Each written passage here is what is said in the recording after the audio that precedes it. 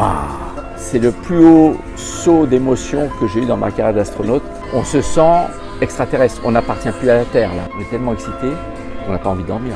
Il a créé SpaceX parce que la NASA avait annoncé qu'elle allait faire appel à du privé. Bonjour à tous et bienvenue dans le Shotio. J'ai rencontré l'un des rares Français qui est déjà allé dans l'espace. Il a fait partie de 3 missions spatiales avec la NASA. Regardez. Qui n'a jamais rêvé d'aller dans l'espace? Ce rêve, il est devenu réalité pour Jean-François Clairvoy.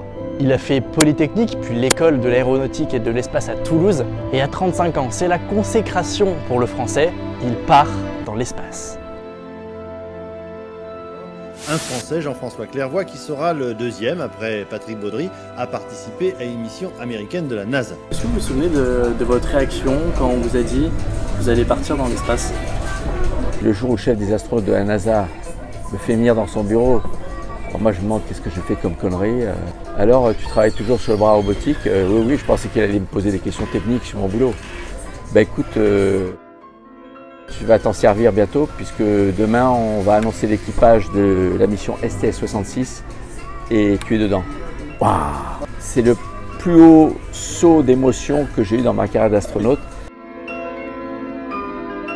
Donc là on fait quoi? On appelle les parents, on appelle la famille? En fait c'était un vendredi. Il nous a demandé de rester discret pendant le week-end parce que l'annonce dans la presse allait être faite que le lundi. Et ma femme était en Europe. Et en fait, je ne lui ai pas dit. Elle m'en a voulu après, mais je l'ai gardé pour moi. Mais c'était dur, j'en dormais pas, quoi. Ah oui. Ouais. C'est une aventure absolument passionnante. J'ai la chance de la vivre de près.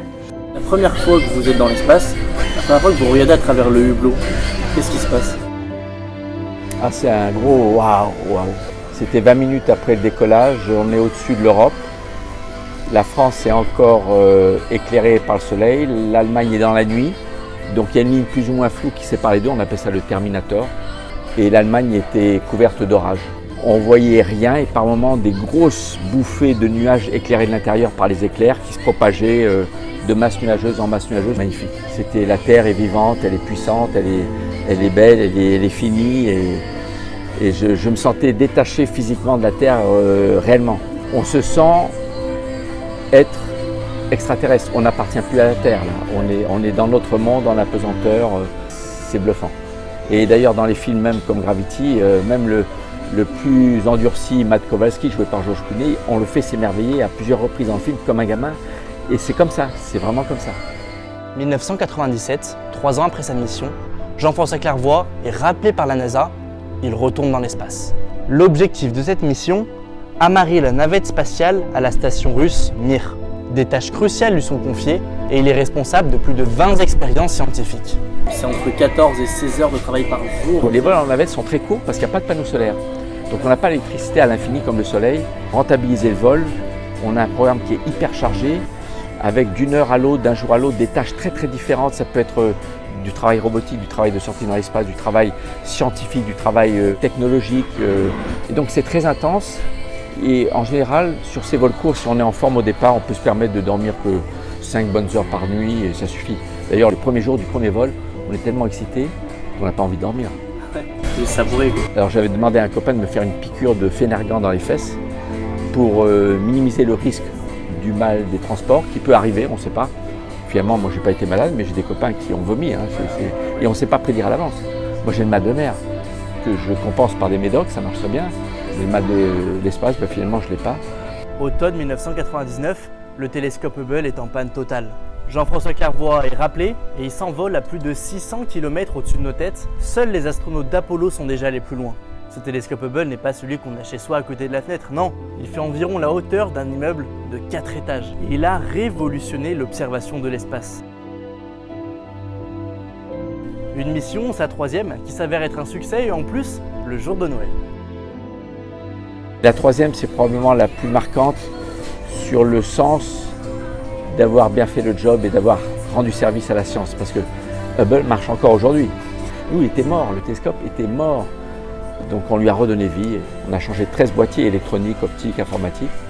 Et là, ils nous disent que le télescope est 100% opérationnel. Donc ça, c'est très fort. Le sens de la mission. Est-ce que vous avez conscience que vous avez une vraie responsabilité quoi? Ah oui. Le sens du devoir et de l'engagement est très fort. Personne ne nous a forcé à être astronaute. Personne ne nous a forcé à accepter une mission qu'on nous propose. Mais une fois qu'on l'accepte, on se sent tous, mais de façon très intense au fond de nous-mêmes, le devoir de tout faire pour réussir. On n'a pas envie de revenir bredouille et de dire « Ah ben ça c'était trop dur, j'ai pas réussi ». Pendant la période de guerre froide entre les États-Unis et l'Union soviétique, l'espace a incarné un vrai enjeu de puissance. Ensuite, c'est resté un secteur réservé aux États. Mais un jour, tout va complètement changer avec l'arrivée des sociétés privées comme SpaceX, qui a été fondée par le milliardaire Elon Musk. Parce que SpaceX a trouvé un moyen de faire des lancements beaucoup moins chers que ceux des États. Et donc la NASA a décidé de s'associer avec l'entreprise d'Elon Musk pour ses prochains vols spatiaux. Ça a toujours été l'industrie privée d'ailleurs qui a fabriqué les vaisseaux. Mais avant, il est fabriqué pour le compte d'agences qui spécifiaient ce qu'elles voulaient et qui devenaient propriétaires de ce que fabriquait l'industrie. Maintenant, la NASA spécifie un service. Et l'industrie reste propriétaire de son vaisseau. Donc elle peut se permettre de vendre des vols à des privés. Ces vols privés permettent de réduire le coût que mettent les agences dans les vols qui vont vers la Lune ou vers Mars. Donc ça contribue à réduire le prix des vols spatiaux. Pour moi, je vois ça, c'est une bonne chose. Donc vous êtes d'accord sur le fait que les États aujourd'hui ne peuvent pas se passer du privé non plus, quoi. Alors, ils pourraient s'en passer, mais c'est eux qui l'ont engendré. Si la NASA n'avait pas annoncé il y a 20 ans, on compte sous-traiter les vols d'accès à l'ISS pour les cargos et les équipages pour nous concentrer vers la Lune et Mars, et parce qu'on sait que ça nous coûtera moins cher, Elon Musk n'aurait pas créé SpaceX. Il a créé SpaceX parce que la NASA avait annoncé qu'elle allait faire appel à du privé pour des services et pas pour juste fabriquer un vaisseau. Je pense qu'il y aura toujours des gens très riches et très audacieux pour oser voler, mais il n'y en aura jamais beaucoup. C'est quand même très risqué.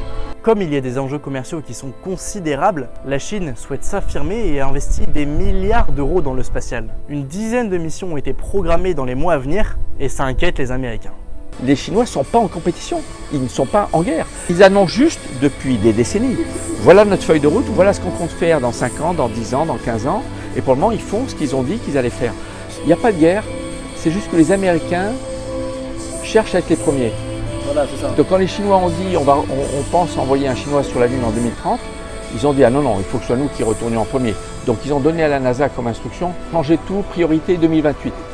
Et le président américain, tout seul, un an plus tard, 2028 c'est trop tard, je veux 2024. Comme un caprice personnel, il veut que ça se fasse sous son deuxième mandat. It marks an important step in returning American astronauts to the moon. Et donc la NASA a reshifté tous les budgets et qui ont vexé les Européens parce que nous on était à fond sur la station orbitale lunaire, le Gateway, le portail. Et donc on a vécu un peu au ralenti parce que la NASA a réorienté tous ses budgets.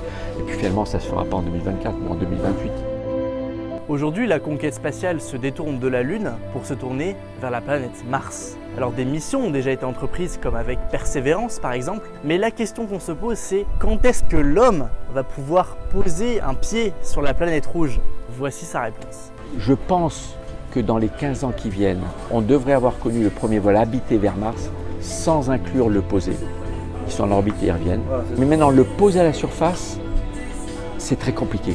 C'est rajouter un effort énorme technologique, financier. Donc, dans les années 40, si on n'est pas trop idiot. Mais il faudra vivre en atmosphère artificielle. On ne pourra pas vivre ouvertement à l'extérieur parce que la pression est très faible, c'est 150 fois moins qu'ici.